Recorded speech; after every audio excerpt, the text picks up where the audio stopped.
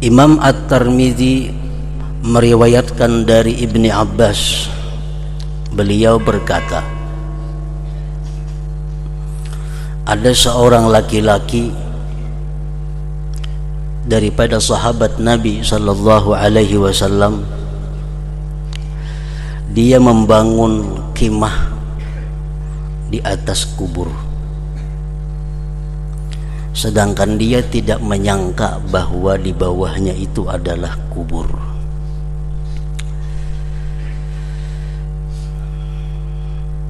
Ternyata di bawahnya itu ada kubur seseorang,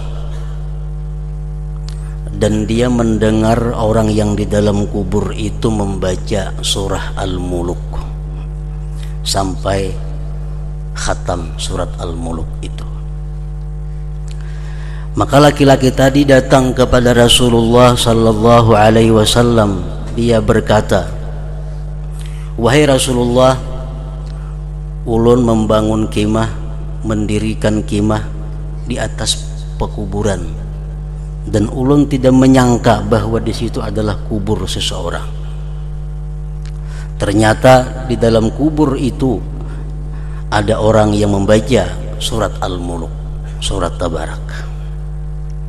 Rasulullah sallallahu alaihi wasallam bersabda, hiyal mani'ah hiyal munjiyah tunjihi min azabil qabr. Ujar Nabi, surat Tabarak atau Al-Muluk itu adalah surah yang mencegah, surah yang menyelamatkan seseorang daripada siksaan kubur. Salah satu di antara hadis yang diriwayatkan oleh Imam At-Tirmidzi tentang fadilat keutamaan surat Tabarak ini. Dan Rasulullah sallallahu alaihi wasallam bersabda, lawadittu anna tabarakalladzi biyadihil mulku fi qalbi kulli insanin min ummati, akhrajahul Hakim. Ujar Nabi, sungguh aku kepingin, sungguh aku mau bahwa surat Tabarak itu berada di dalam hati tiap-tiap manusia daripada umatku. Salah satu di antara pengertian hadis itu adalah bahwa Rasulullah sallallahu alaihi wasallam sangat kepingin andai kata umat sidin itu seluruhnya hafal surat Al-Muluk tadi. Nabi suka, Nabi cinta andai kata kita ini hafal surat Tabarak. Nah, surat Tabarak tadi 30 ayat. Kalau kita bujur-bujur ada niat hendak menghafal, sehari seayat, sebulan hafal. Amun terlalu berat, sehari seayat, 2 hari seayat, 2 bulan tuntung. Kada tahan 2 hari seayat, 3 hari seayat, 3 bulan tuntung, asal ada kemauan. Nah, jadi apabila kita berniat dengan benar, dengan sungguh untuk menghafal surat Tabarak ini, dengan niat tujuan untuk melaksanakan apa yang dicintai oleh Rasulullah sallallahu alaihi wasallam, kita hafal. Hari-hari kita hafal seayat sampai mati gitu ya, tuh kada mau hafal, karena menghafal sudah umur 70, kada mau hafal sampai mati, maka kita dicatat oleh Allah sebagai orang yang hafal surat Tabarak tadi. Kenapa? Karena dia punya niat yang ada dalam hatinya, dan niat itu pun sudah dilaksanakannya, namun belum sampai ke tujuannya. Jadi kada salah nang Tuhan yang belum hafal mulai ini dengan niat untuk menyenangkan Rasulullah sallallahu alaihi wasallam.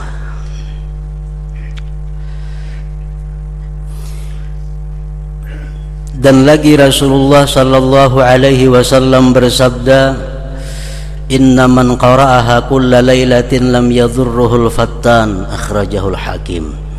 Bahwa orang yang membaca surat Mulk atau surat Tabarak itu tiap-tiap malam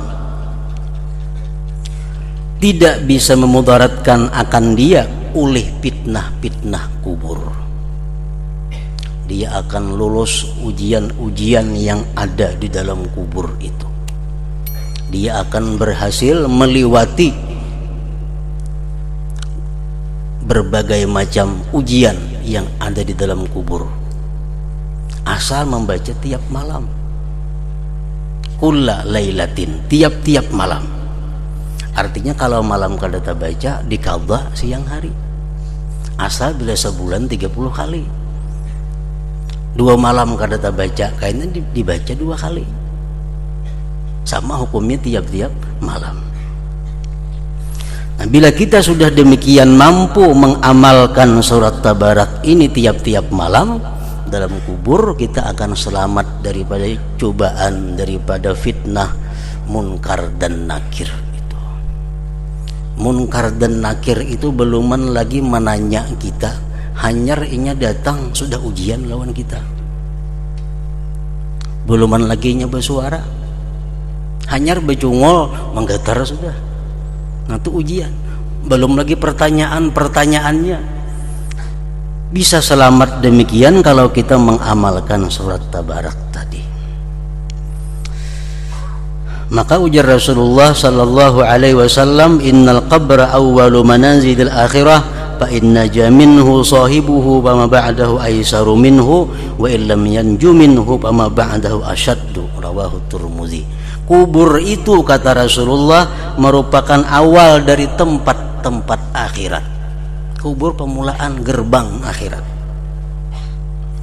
Barang siapa di dalam kubur itu bisa selamat daripada ujian-ujian, cobaan-cobaan, maka yang sesudahnya lebih inting, lebih mudah dihadapi. Tapi bila dalam kubur sudah kada lulus tes, maka yang selanjutnya pasti akan lebih berat yang dihadapi.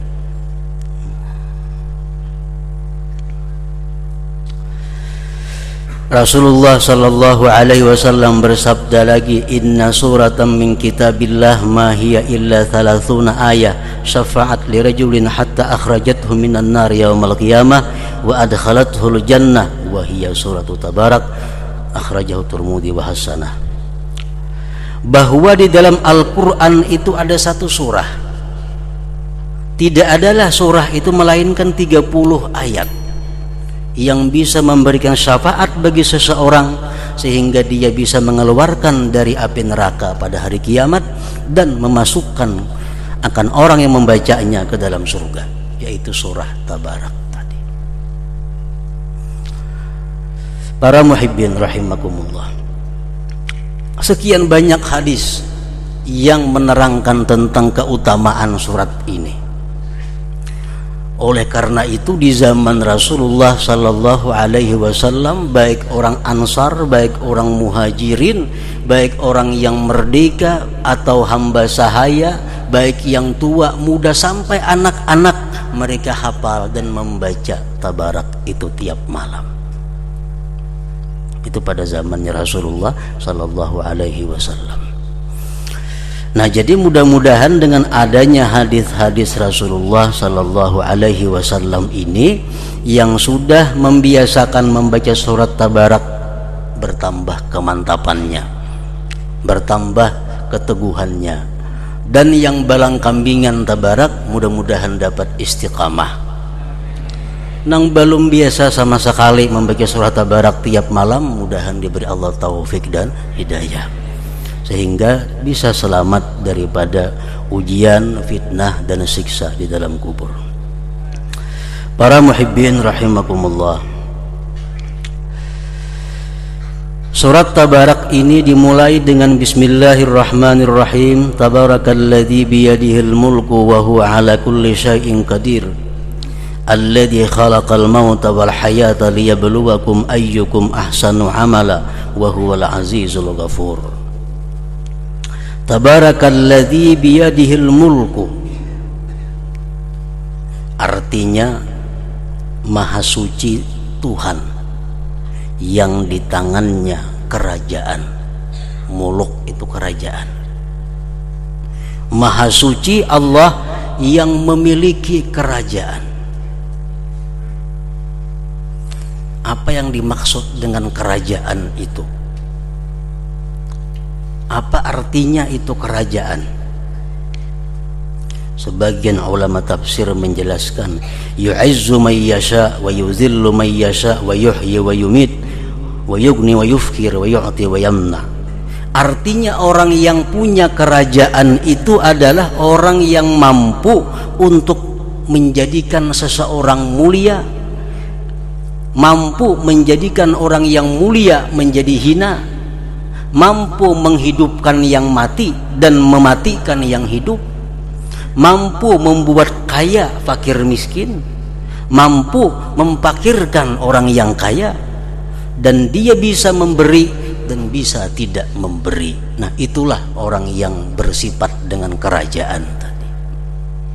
Itulah Allah Subhanahu wa ta'ala. Allah bisa orang yang hina, miskin, bulan berikutnya jadi orang mulia. Orang yang diagung-agungkan, yang dipuja-puji, ternyata esok hari menjadi orang yang terhina, dicaci maki. Orang yang dulunya kaya, berlimpah dengan harta, besok hari jadi orang yang paling miskin, paling fakir. Nah, itu semua adalah merupakan perbuatan Allah Subhanahu wa ta'ala yang di tangannya kerajaan, baik kerajaan dunia maupun akhirat, langit dan bumi, seluruh alam semesta ini. Alladzi khalaqal mauta wal hayata liyabluwakum ayyukum ahsanu amala. Alladzi khalaqal mauta wal hayata, dialah Tuhan Allah yang menciptakan kematian dan kehidupan. Allah yang menciptakan itu kematian dan kehidupan. Oleh ulama-ulama tafsir dijelaskan kenapa Allah Subhanahu wa ta'ala mendahulukan maut atas hayat. Allah yang menciptakan kematian dan kehidupan. Kenapa kada berdahulu kehidupan dan kematian? Nah, itu ternyata banyak mengandung hikmah di dalamnya. Antara lain yang pertama, kenapa Allah Subhanahu wa ta'ala mendahulukan maut atas hayat? Karena aslul insan min turab. Asalnya manusia itu tercipta daripada tanah. Tanah itu kan benda mati. Nah, kita ini asalnya dari tanah. Asalnya memang kita ini mati. Nah, dengan proses yang panjang, summa min nutfatin, kemudian menjadi setitis air mani, fa'alaqatin, kemudian jadi segumpal darah, pamudghatin, kemudian jadi segumpal daging, summa nufikha fihi ruh fahayya, kemudian ditiupkan padanya roh, maka hiduplah dia. Nah, makanya tadi hidup itu alladzi khalaqal mauta wal hayat. Nah, pertama itu antara lain. Yang kedua, rahasia yang terkandung di dalamnya itu adalah ayyuktsiral insan zikral maut, bahwa memperbanyak manusia itu mengingat mati. Artinya hendaknya manusia itu lebih banyak berbuat sesuatu untuk kematian daripada sesuatu untuk kehidupan. Ayyuktsiral insan zikral maut, bahwa memperbanyak seseorang itu mengingat kematian. Lianna aqwan nas da'iyan ilal amal man nasaba mautahu baina ainai, karena paling kuat manusia yang membawa dia kepada beramal adalah orang yang menjadikan kematian itu di hadapan matanya. Orang kulir beribadah, malas beribadah, tapi kalau tahu esok mati, otomatis dia akan langsung bangkit untuk beribadah.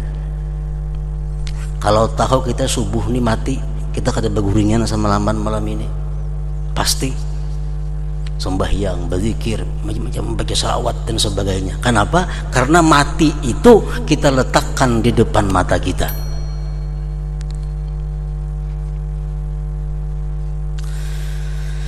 Para muhibbin rahimakumullah, Rasulullah sallallahu alaihi wasallam bersabda, "Aktsiru min dzikril maut fa innahu yumahhisu dzunub wa yuzahidu fid dunya." Rawahu Ibnu Abi Dunya. Ujar Nabi kita, sering-seringlah mengingat mati itu. Hendak sembahyang disuruh kita ingat mati. Hendak sembahyang kita disuruh Nabi, sembahyang ini anggap sembahyang terakhir dalam hidupku. Shalli salata muwaddi'in. Sembahyanglah engkau sebagaimana orang yang sembahyang mengucapkan selamat tinggal atas dunia. Kayak apa hebatnya, khusyuknya sembahyang kalau kita anggap bahwa sembahyang ini sembahyang terakhir dalam hidupku. Nah, mau tuh sembahyang bujur-bujur, bertata krama sebagaimana yang diatur oleh agama. Perbanyaklah mengingat kematian, karena mengingat kematian itu menghapuskan dosa. Walaupun kita kada beristighfar, walaupun kita kada berzikir, walaupun kita kada bersalawat, tapi kita ingat kematian.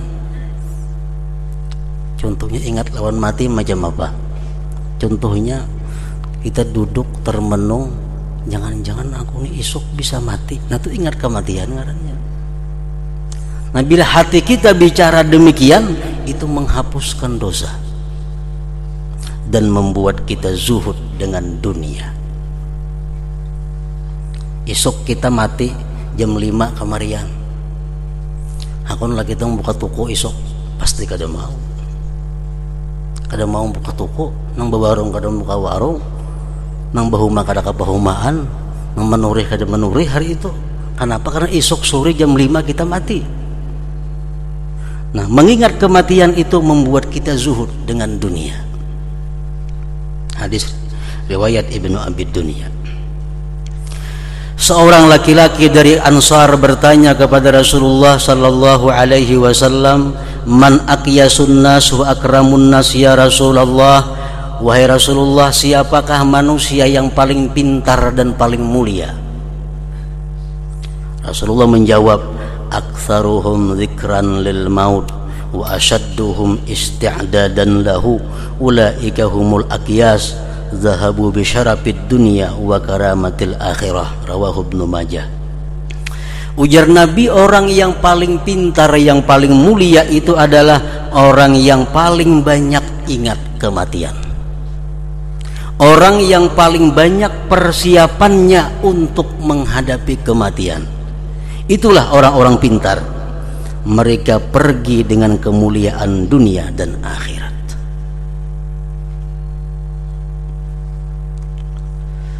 Nah, itu antara lain kenapa Allah Subhanahu wa ta'ala dalam ayat tadi, alladzi khalaqal mauta wal hayata liyabluwakum ayyukum ahsanu amala. Nah, para muhibbin rahimakumullah, apabila kita merasa bahwa kita akan mati tanggal 30 Februari, kita akan mati tanggal 30 Maret, kita akan mati bulan akan datang, tahun akan datang, maka kita disebut sahibu tulil amal. Kita disebut orang yang punya angan-angan panjang. Kita ini beranggapan bahwa esok udah harapan mati, berarti kita punya angan-angan panjang. Lalawanan daripada ingat kematian. Rasulullah SAW bersabda, "Yahramu ibnu Adam wa tashubbu ma'ahu snatani, al-hirsu 'alal mal wal hirsu 'alal umur. Ujar Nabi kita, manusia itu tua, makin hari makin tua. Namun ada dua yang tidak pernah tua. Dua macam ini kada batuhaan, mau baanu mau. Pertama adalah cinta harta dan kepingin panjang umur. Nah itu kada berubah, tetap ada.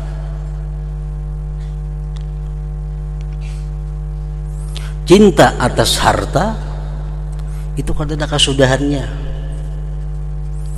Berusaha sugih sudah, rumah ada, kendaraan ada, naik haji sudah, toko ada, usaha jalan. Sagan anak pulang dipikirkan. Kain anak genalan kayak apanya.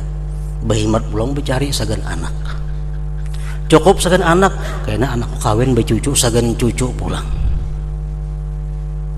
Kada ada habis-habisnya. Nah, itulah orang yang cinta atas harta. Jadi seolah-olah sepanjang hidupnya memikirkan harta. Di antara sebagian ulama ahli suluk memberikan jalan keluar kepada mereka-mereka yang mencintai harta ini. Kayak apa cara, bagaimana cara untuk sedikit mengurangi kecintaan kita kepada harta, kecintaan kita kepada mengumpulkan harta. Nah, kalau kita sudah mapan, umpamanya sudah ada lengkap macam tadi, haji sudah, rumah ada, kendaraan ada, toko ada, itu mapan ngarannya hidup. Kita targetkan untuk anak kita dengan angka, dengan jumlah. Maksudnya umpamanya orang berisi anak 4 atau 5. Nah, aku bercari sungguh-sungguh supaya anakku nang 5 ini ku tinggali harta samuaan masing-masing 50 juta.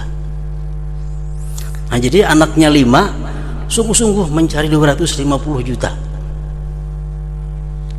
Niat untuk meninggali nang 5 orang nih. Tak kumpul sudah.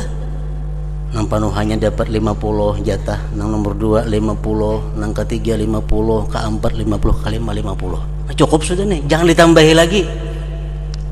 Nah, kayaknya kalau ada rezeki dari Allah cukup untuk kita, sisanya sedekahkan atau wakafkan. Ada rezeki dari Allah labihan untuk kita, wakafkan, hadiahkan, sedekahkan. Nah, untuk anak sudah ada jatahnya. Nah, itu barangkali mungkin mengurangi sedikit tentang kecintaan kita kepada dunia. Karena kalau kita kadang memasang target, kadang memasang angka jumlah, kadang ada habis-habisnya. Kadang ada habis-habisnya. Apalagi harta miliaran. Anak 2. Nomor 1 tinggali 250 juta, cukup sudahnya. Nomor 2 tinggali 250 juta, 500 sagan seorang. Bikin habis umur kada habis 500 juta nih tuh. Nah, jadi napa gawian lagi? Mengaji, nuntut ilmu, sembahyang berjamaah, itu aja. Nah, kalau kada macam itu, dunia kada akan habis-habisnya. Kecintaan harta kada akan pernah tua di dalam diri manusia.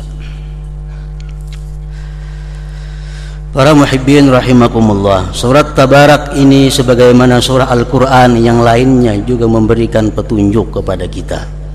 Banyak arahan-arahan Allah kepada manusia.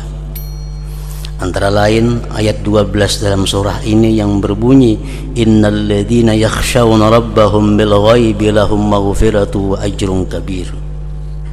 Sesungguhnya orang-orang yang takut dengan Tuhan mereka, dengan gaibnya dia, bagi mereka itu ampunan dan pahala yang besar. Orang yang takut dengan Allah, padahal orang lain saya ikung kadadanya di situ, tapi nya takut. Nah, kadang-kadang orang mau menghindari maksiat di tengah orang banyak. Di tengah orang banyaknya kada wani supan berbuat maksiat, tapi orang kadada mau Nah ini kada bil ghaib, dia takut kepada Allah dalam keadaan tidak diketahui oleh seorang jua pun, tetap dia takut kepada Allah. Nah orang ini mendapat ampunan dan pahala yang besar dari Allah Subhanahu wa ta'ala. Para ulama mengatakan bahwa seorang mukmin yang ahli ibadah, seorang mukmin yang taat kepada Allah itu diperlukan takut kepada 4 perkara. Sudah beriman, pak ibadah, pak amal, penuntut ilmu, tetap dituntut untuk takut kepada Allah dalam 4 perkara. Apalagi nang kada beriman, apalagi nang kada beramal saleh, makin banyak tuntutannya takut kepada Allah. Ini orang yang sudah ahli taat tetap dituntut takut kepada Allah, terutama dalam hal yang 4 ini. Yang pertama, orang yang beriman, yang ahli ibadah, ahli taat kepada Allah, dia mesti takut bahwa la yaqbalullah ta'atahu, Allah tidak menerima taatnya. Mesti takut. Walaupun sudah ahli ibadah, walaupun sudah ahli takwa, tapi hendaknya dia mesti takut kalau amal ibadahnya ditolak oleh Allah Subhanahu wa ta'ala.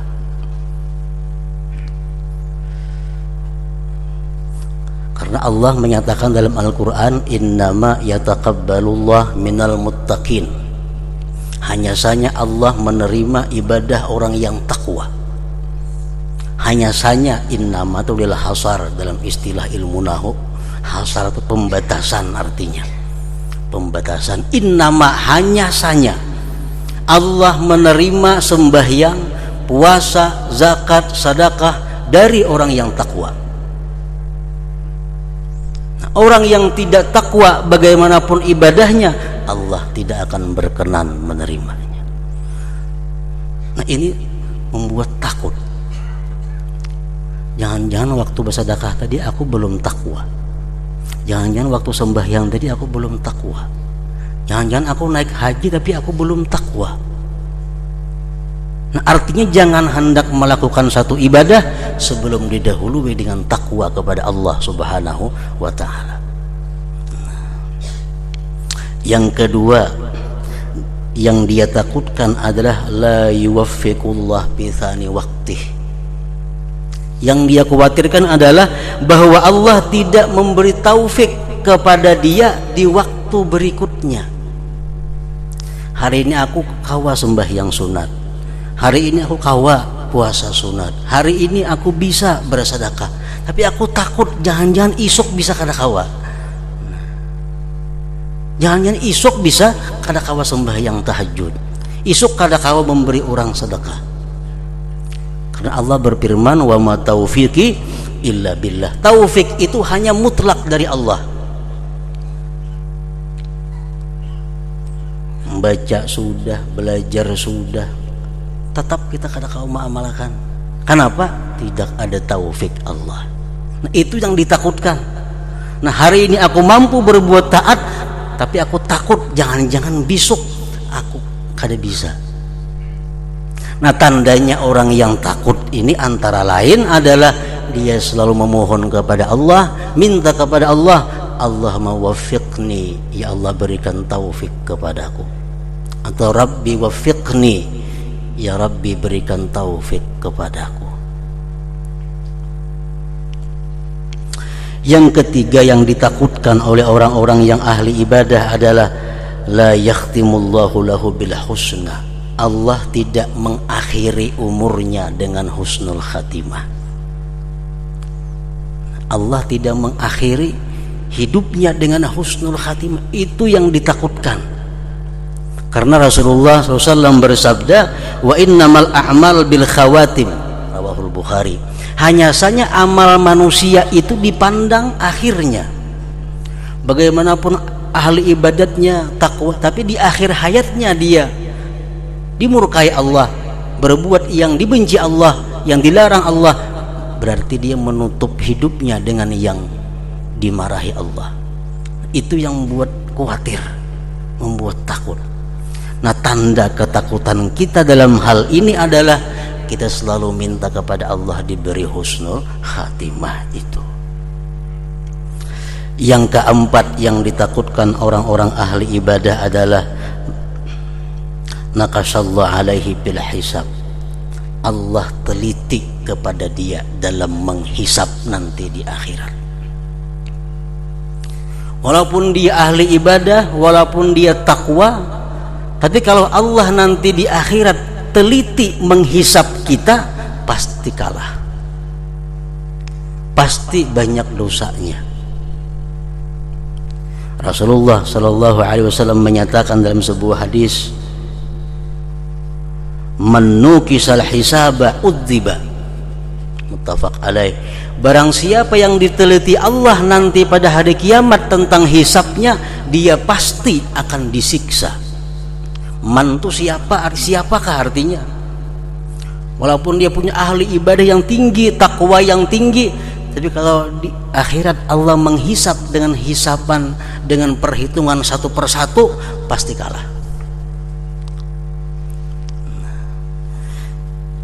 Jadi yang dikhawatirkan oleh orang ahli ibadah itu antara lain adalah takut kalau Allah nanti teliti menghisap dia.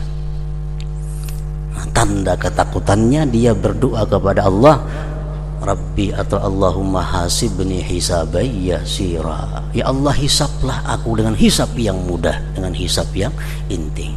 Jangankan kita biasa, orang sekelas para nabi, kalau Allah meneliti hisapnya pasti akan gugur.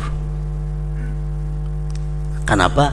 Karena kada sebanding nikmat yang diberikan Allah kepada kita dengan taat yang kita berikan kepada Allah. Kada sebanding nikmat yang diberikan Allah kepada kita dengan ketaatan yang kita persembahkan kepada Allah.